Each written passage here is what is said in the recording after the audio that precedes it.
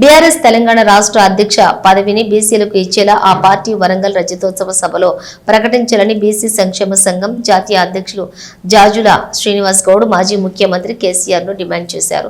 సభలో బీసీ రాజకీయ పాలసీ ప్రకటించాలని ఆయన కోరారు. ఈ మేరకు మాజీ ముఖ్యమంత్రి కేసీఆర్ కు బహిరంగ లేఖ విడుదల చేశారు. ఈ సందర్భంగా బషీర్బాగ్ ప్రెస్ క్లబ్ లోని ఆయన మీడియాతో మాట్లాడుతూ 25 ఏళ్లు బీఆర్ఎస్ జెండాలు మోసింది ఎస్సీ ఎస్టీ బీసీలేనని, కానీ పదవులు అనుభవించింది మాత్రం ఆ నలుగురినని అన్నారు. 16 నెలల కాలంలో కేసీఆర్ ఎక్కడ ఉన్నారని, ప్రజా సమస్యలను ఎందుకు పట్టించుకోలేదని విమర్శించారు.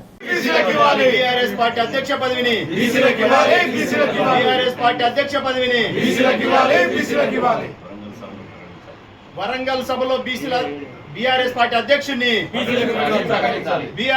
అధ్యక్షుని వరంగల్లో సభలో ఖబర్దార్ బీసీ వ్యతిరేకులారా, ఖబర్దార్ బీసీ వ్యతిరేకులారా, ఓటు మనదే, మేమెంతో మేమెంతో.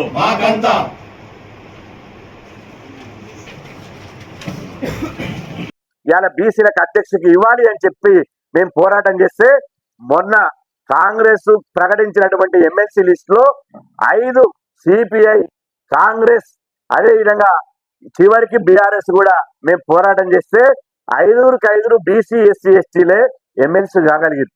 అదే విధంగా బీజేపీ కూడా బీసీకి అధ్యక్షుడికి ఇచ్చేటువంటి ఆలోచనకు వచ్చింది. అదే విధంగా కాంగ్రెస్ కూడా మేము పోరాటం చేస్తే ఇవాళ పిసిసి అధ్యక్షుడు మహేష్ కుమార్ గౌడ్ ఒక బీసీ సామాజిక వర్గానికి పిసిసి అధ్యక్షుడిగా మహేష్ కుమార్ గౌడ్ గారికి అవకాశం ఇచ్చారు. ఒక బీసీకి ఇవాళ కాంగ్రెస్ బీసీకి ఇచ్చింది, బీజేపీ బీసీకి ఇస్తుంది. చివరికి భారత కమ్యూనిస్టు పార్టీ సిపిఐఎం మొదటిసారిగా పార్టీ చరిత్రలోనే ఒక దళిత బిడ్డకు జాన్ వెస్లీ గారికి పార్టీ సెక్రటరీ పదవి ఇచ్చింది. ఒక సిపిఎం పార్టీ ఒక దళిత బిడ్డకు పార్టీ సెక్రటరీ ఇచ్చింది. అదే విధంగా సిపిఐ పార్టీ తొలిసారిగా ఒక బీసీకి నెలికని సత్యంకు ఎమ్మెల్సీ ఇచ్చింది. అన్ని పార్టీలు బీసీలకు ఇస్తుంటే రేపు 27వ తేదీ నాడు మీరు బీసీలకు ఎందుకు ఇవ్వరని అడుగుతున్నా. నేను అంటున్నా, తెలంగాణ రాష్ట్రంలో బీఆర్ఎస్ పార్టీలో పదవులు లేకుండా ఉండేవాళ్ళు ఓన్లీ బీసీ ఎస్సీ ఎస్టీలే.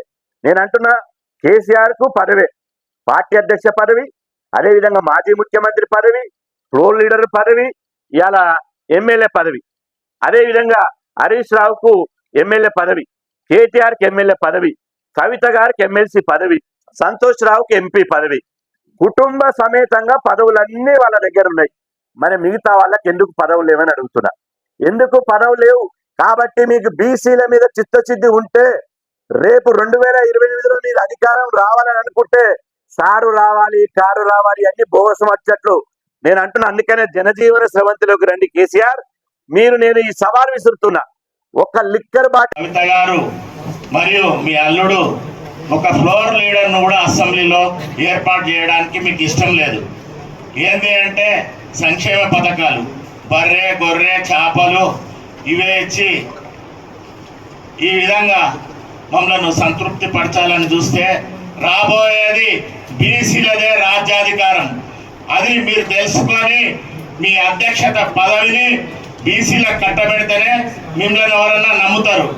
ఎందుకంటే మొన్న జరిగిన ఎలక్షన్లలో అంత అగ్రవర్ణాలకే మీరు టికెట్లు ఇచ్చారు. ఏమనంటే మీ దగ్గర డబ్బులు లేవు, మీరు గెలవలేరు అని ఎంతో నీ గూడియం చేసిన మా సామన్న మరియు ఇంకా మా పెద్దలు ఒక్కరు ఈటల రాజేందర్ గారు జెండాకు ఓనర్లమంటేనే పార్టీ నుంచి బహిష్కరించి కనీసం ప్రగతి భవన్ లోనికి అనుమతి లేకుండా చేసిన చరిత్ర కేసీఆర్ గారిది. ఈ విధంగా మా బీసీలందరినీ ఎంతో అవమానపరిచి నానా విధంగా ప్రగతి భవన్ లో ప్రవేశం లేకుండా సెక్రటరియట్ దరిదాపులకు రానియకుండా 10 ఏళ్ళు మమ్మల్ని ఏ విధంగా మీరు చూసిండ్రో మా బీసీ సమాజానికి, ఎస్సీ ఎస్టీ సమాజానికి కూడా అందరికీ తెలిసిపోయింది. కానీ ఇప్పుడు మీకేదో డబ్బులు పెట్టి మీటింగులు జరిపి అన్ని చేస్తామనుకుంటే మిమ్మల్ని ఎవరు బడుగు బలహీన వర్గ ప్రజలు నమ్మే పరిస్థితిలో లేరు. ఎందుకంటే మీరు 10 ఏళ్ళు ఏ విధంగా మమ్మల్ని పాలించిర్రో అందరికీ తెలుసు. ఎవరిని ఎప్పుడు దరిదాపులకు రానియలే. ఎన్నిసార్లు అపాయింట్మెంట్ అడిగినా ఒక్క గౌడ సంఘాలను, బీసీ సంఘాలను, ఎస్సీలను, మందకృష్ణ మాదిగను కూడా కలవని చరిత్ర నీది ఇప్పటి వరకు. మందకృష్ణ మాదిగనేమో జైల్లో పెట్టిండు.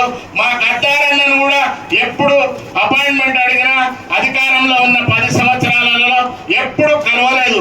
మరియు ఇప్పుడేమో బిడ్డ కొత్త నినాదం ఎత్తుకుంది, మేము బీసీలకు ప్రతినిధి. ఎందుకమ్మా? మీ తాత బీసీయా, మీ అయ్య బీసీయా, ఎవరు బీసీ? ఇప్పుడేమో పూలే విగ్రహం పెడతా అని 10 సంవత్సరాలు అధికారంలో ఉన్నప్పుడు బీసీలు కనబడలేదా? ఒక్కసారన్నా కలిసినావా ఆ తల్లి కవితమ్మ? ఇప్పుడేమో బీసీలకు ఇందిరాబాద్ దగ్గర మీటింగ్ అంటావు, రకరకాల నీ మీద ఉన్న అపవాదు తొలగించుకొని ఎన్నో విధాల డ్రామాలు చేస్తున్నావు. ఇక వద్దు, ఇవన్నీ గట్టి పెట్టుర్రి. రాబోయేది బీసీలకే రాజ్యాధికారము. మా జాతుల సీనన్న సారథ్యంలో భారతదేశం అంతా మీటింగ్లు పెడతాము. మా బీసీలు అందరినీ కూడా జనగణన కులగణన జరిగే విధంగా కూడా మేమంతా పోరాటం చేస్తాము. మేఘన బీసీల రాజ్యాధికారం ఎలా సాధించాలనో మేము కూడా అంత మీటింగ్లు ప్లీనరీ పెట్టుకొని పేరేడ్ గ్రౌండ్ లో 10 లక్షల మందితోని మే ఎండింగ్ లో మీటింగ్ జరిపి బీసీలందరినీ కూడా జాగృతి చేసి అధికారం ఎట్లా సంపాదించాలనో బీసీల అధికారము దాని గురించే మా అన్న పోరాటం చేస్తుండు.